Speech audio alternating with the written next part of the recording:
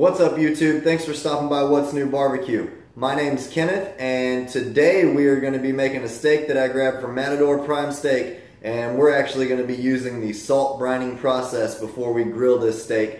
I don't want to give you too much details on it, but if this is your first time stopping by, go ahead and hit that subscription button down below and the bell next to it so you can keep track of what we got going on in What's New Barbecue. But without holding y'all up too long, let's get to this video and make these steaks, guys. Alright guys, this is the cab ribeye from Matador Prime Steak, and it's a USDA Prime. Look at that marbling. What we're going to do from here is dry brine it with a healthy amount of salt.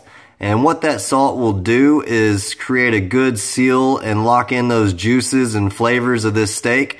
And we're going to dry brine it for 2 days and have it chilling in the fridge until it's time to grill up.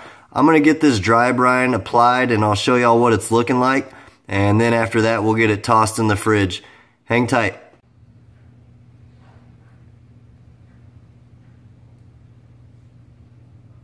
Alright, we've got that salt dry brine applied to this steak, and we are just going to sit it in the fridge right there and let it start the dry brining process for these 2 days. And it'll just be chilling in here in the fridge, and next time I see y'all we'll be grilling it up. Wow, take a look at that marbling.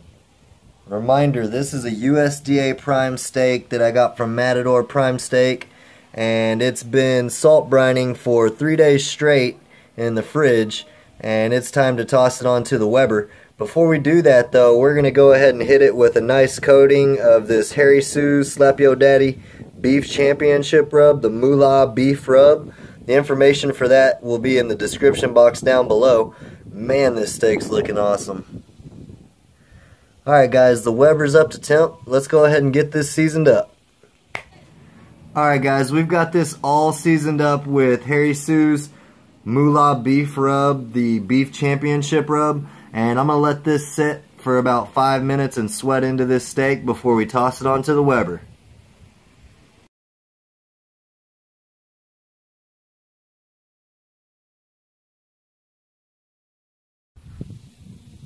Alright y'all, let's get this lid off the Weber and get the steak tossed on. Man, it's smelling awesome. We have some pecan wood for the smoke, and we're going to start on the indirect side of the Weber.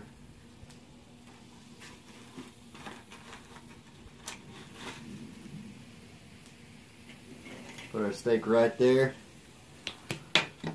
Man, that's looking great. Let me get y'all a closer view.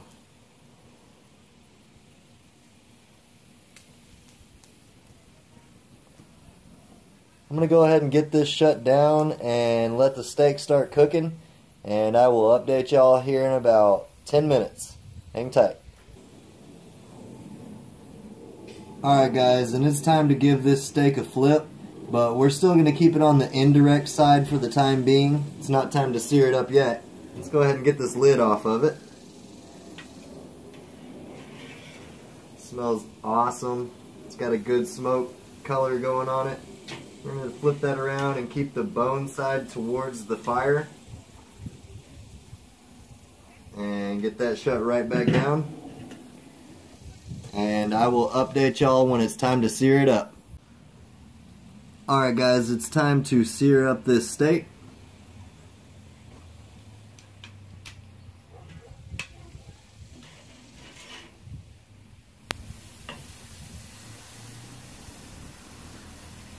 And we're going to let that sear up on each side for about 1.5 minutes before flipping it. And I will catch up with y'all when we're cutting into it.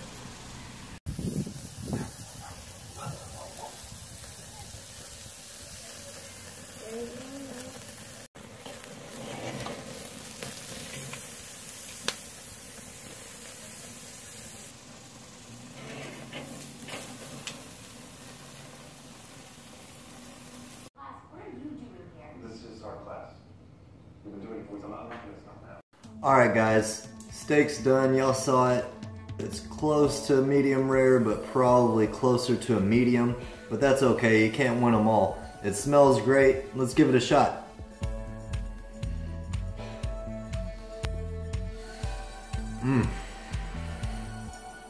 Wow, that Harry Soos beef rub is awesome. You can really taste that salt brine that we did for those 3 days on that steak.